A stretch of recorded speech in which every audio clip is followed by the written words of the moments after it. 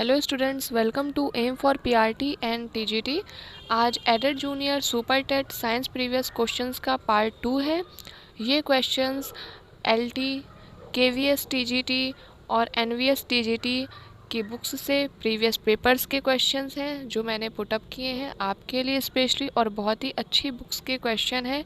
ये part wise part आपको provide होते रहेंगे अलग अलग बुक से, तो इन्हें बहुत ही ध्यान से पढ़िएगा क्योंकि ये क्वेश्चन आपके हाई लेवल के एग्ज़ाम के लिए तो इम्पॉर्टेंट है ही, साथ में इनमें कई सारे ऐसे क्वेश्चंस हैं जो आपकी एडेड जूनियर के एग्ज़ाम के लिए भी बहुत इम्पॉर्टेंट है। और अगर आप यूपी टीजीटी की तैयारी कर रहे हैं बायोलॉजी की, तो यहाँ पर बायोलॉजी के बहुत सारे क्वेश्चंस हैं। जो भी क्वेश्चंस है तो उसको आप ज़रूर अच्छे से पढ़िए क्योंकि आपके बायोलॉजी के भी काम आएगा। तो पहला क्वेश्चन है, टर्नर सिंड्रोम में गुणसूत्रों की संख्या होती है। तो टर्नर सिंड्रोम में गुणसूत्रों की संख्या 45 होती है, जबकि जनरली अगर गुणसूत्रों की बात की जाए तो उनकी संख्या 23 पेयर्स यानी कि 46 होती है। फिर नेक्स्ट क्वेश्चन है, यूफोर्बिया हिरसुटा में पुष्पक्रम होता है। तो कैसा पुष्पक्रम होता है? इसमें साइएथियम प्रकार का पुष्पक्रम होता है। इस क्वेश्चन को आप याद रखेंगे और ख़ास तौर से आपको टर्नर सिंड्रोम के बारे में ज़रूर पढ़ना है। अगर आप टीजीटी की तैयारी कर रहे हैं या एडेड जूनियर की तैयारी कर रहे हैं तो आपको टर्नर सिंड्रोम के बारे में पता होना चाहिए। अब गुणसूत्रों की संख्या के बारे में अगर क्वेश्चन आ जाए कि गुणसूत्र संख्या मानव में कितनी होती है, तो वो 23 पेयर होती है। नेक्स्ट क्वेश्चन है, कला गहन में भरा हुआ तरल कहलाता है। तो ये कहलाता है एंडोलिम्फ। फिर है बेलेना ग्लासेस का लार्वा। बेनला ग्लासेस का लार्वा है टेडपोल, बेनला ग्लासेस का लार्वा है, ये कहलाता है टोर्नेरिया लार्वा। टेडपोल किसका होता है ये आपको कमेंट करना है। इसके बाद है, धसे हुए रंध्र पाए जाते हैं। तो ये पाए जाते हैं ज़ीरोफाइट्स या मरुदभिद में। पेट्रिफिकेशन, इम्प्रेशन और कंप्रेशन ये फॉसिल्स या जीवाश्म के प्रकार हैं। फिर इसके बाद देखते हैं नेक्स्ट क्वेश्चन, 33 घंटे के पक्षी के भ्रूण में सोमाइट्स की संख्या कितनी होती है? तो ये होती है 10। हर्डमेनिया में उत्सर्जन होता है तो ये नेफ्रोसाइट्स के द्वारा भी होता है और न्यूरल ग्लैंड के द्वारा भी होता है। फिर देखते हैं नेक्स्ट क्वेश्चन क्या है, कार्बन मोनोऑक्साइड मनुष्य के लिए हानिकारक है।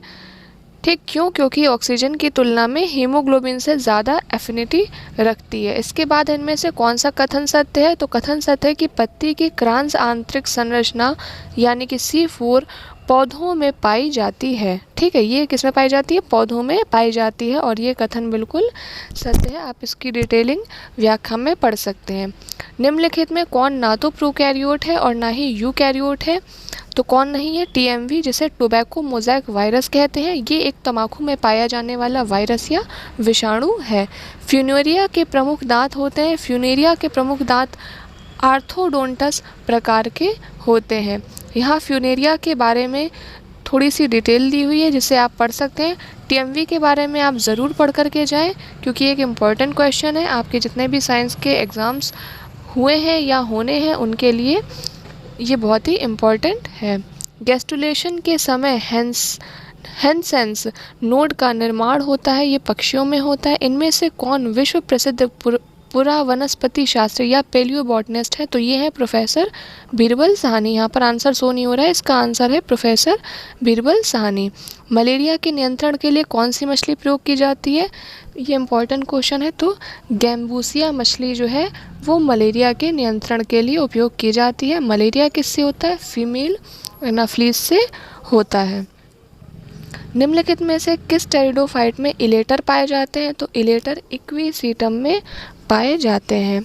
फिर है प्लाज्मिड है। प्लाज्मिड क्या है? तो ये जीवाणु के अतिरिक्त गुणसूत्री आनुवंशिक पदार्थ होते हैं। ठीक, इसके बाद चलते हैं नेक्स्ट क्वेश्चन की तरफ। हेनले लूप, हेनले लूप कहाँ पाया जाता है? यहाँ पे इसका आंसर शो नहीं किया गया। हेनले लूप पाया जाता है किडनी या वृक्क में। मेढक के टेडपोल लार्वा में नाइट्रोजनी उत्सर्जी पदार्थ होता है। तो ये होता है अमोनिया। टेडपोल लार्वा के बारे में हमने प्रीवियस क्वेश्चन में पढ़ा था। ये किसका लार्वा होता है? मेढक का। किसका श्वसन गुणांक 1 से कम नहीं होता है? तो ये कार्बोहाइड्रेट्स का श्वसन गुणांक। हरित लवक या क्लोरोप्लास्ट की झिल्ली होती है डबल लेयर्ड या द्विपरतीय या 2 परतों की बनी हुई झिल्ली होती है। किसकी? क्लोरोप्लास्ट या हरित लवक की। लैमार्कवाद या लैमार्किज्म का आधार है उपार्जित लक्षणों की वंशागति।